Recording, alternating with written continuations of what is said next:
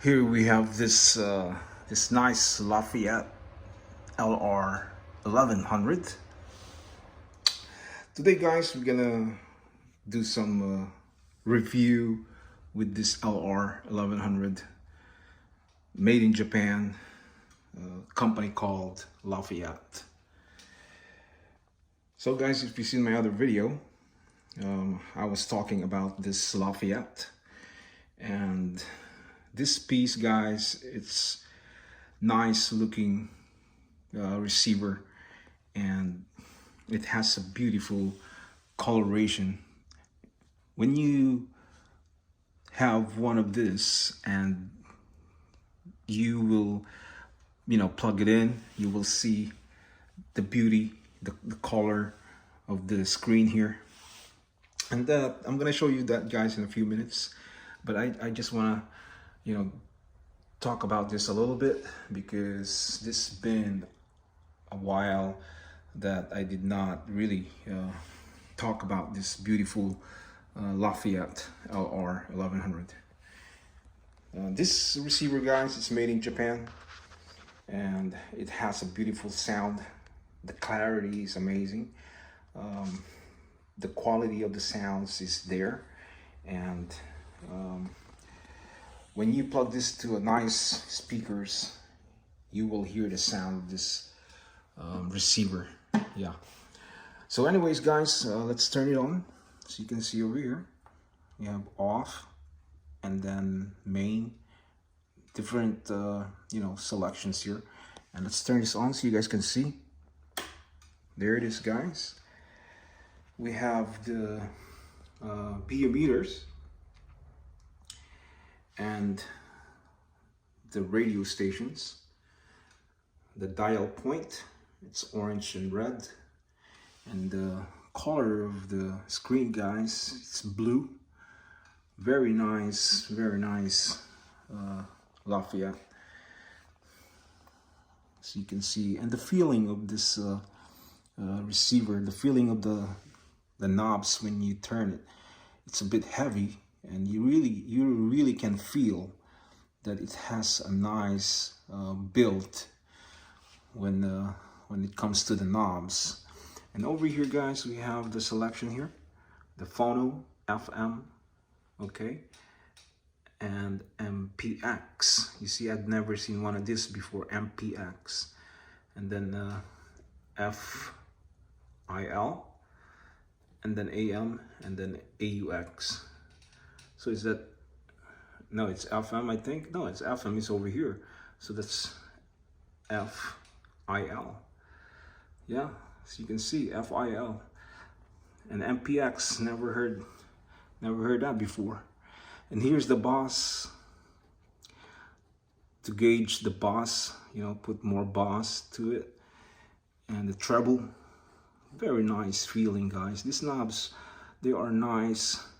That is why I like the Lafayette made, guys, because it has a different build, and compared to other receivers, guys, that I have, you can really tell. Even the buttons here, the feeling when you press the button, you can really feel that it has this beauty, the beautiful feeling that the receiver, it's a nice receiver.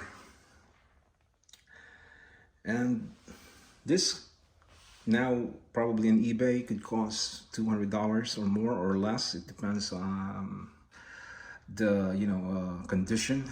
If it's mint like this, you can sell this for maybe $250. Yeah, $250 US dollars, or 250 euros if you're in Europe. Yeah. And then I'm gonna show you guys the back of this. So here's the inside of the Marantz. It's a very clean motherboards, as you can see. Very nice. Different setup here, and the capacitors are smaller than my 4-quad Marantz and my Luxman. They are big capacitors, and my Sansui. Yeah. So this is a nice vintage stereo, and I just want to show you guys the inside of this beautiful Marantz. It's a very cool piece, and you guys can get this online if you want. As you can see, here's the back. Very, very nice. Very cool, yeah. And we're gonna talk about this after this video here. So guys, yeah, you've seen the Marantz, and we're gonna put back the cover, and we're gonna talk about this. So let's talk about this Marantz, guys. This Marantz, it's a very nice stereo. The sound quality is amazing, and it's very clean. The looks and the functionality of Marantz vintage stereos is just one of a kind. They have this, this amazing sounds that you can hear and compare from other vintage stereos. As a stereo collector, I know what's the difference about the Marantz, Sensui, Pioneer, Techniques, Aquaphase, Luxman, Harman Kardon, etc. And I can distinguish the way it sounds. But the Marantz, guys, has this really nice, big, clear sounds that you can really enjoy the quality sounds from this stereo receiver. And it's one of the amazing stereos, guys. So I'm happy, and people has Marantz out there, and I know they enjoy listening to their Marantz stereos, and probably they have different models of Marantz stereos in their house, and they collect stereos. So Marantz, guys, is a collectible stereos, and the price doesn't really go down, the value. So whenever you want to sell it, the price can always be there, So it's not regular stereos, vintage stereos that, the price depreciate, because it's just an ordinary vintage stereos.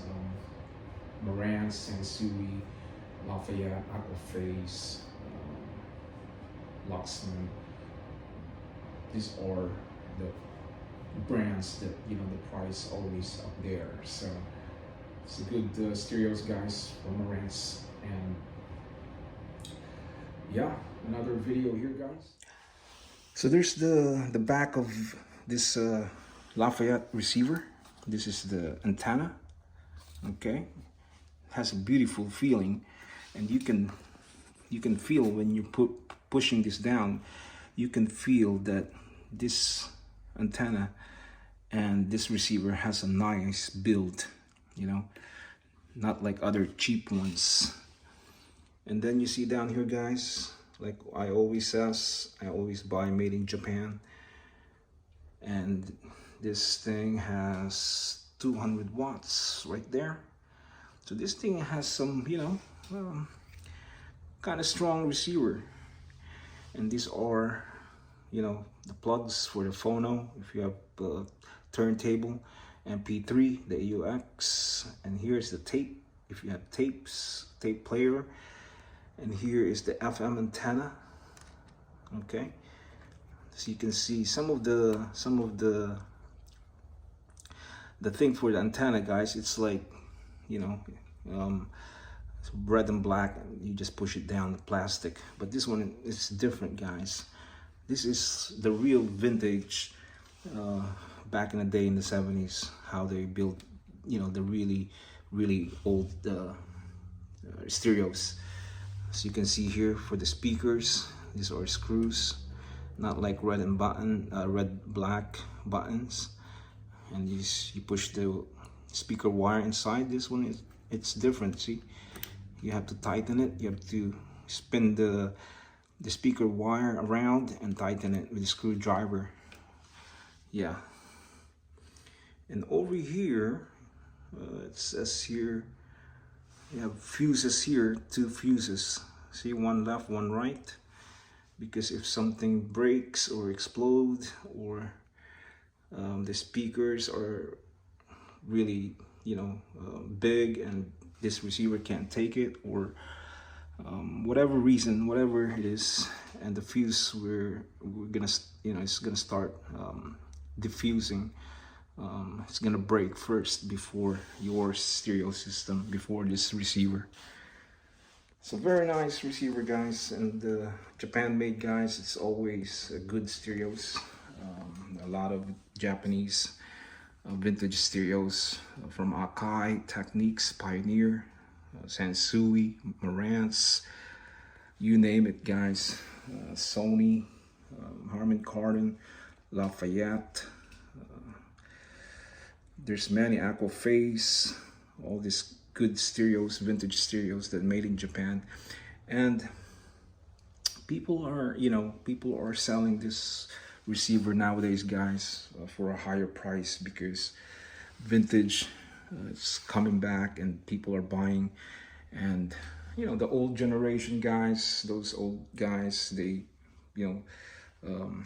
discontinued, or they let it go, their stereos, when they retired. And then the young folks now, we start buying this and buy and sell it.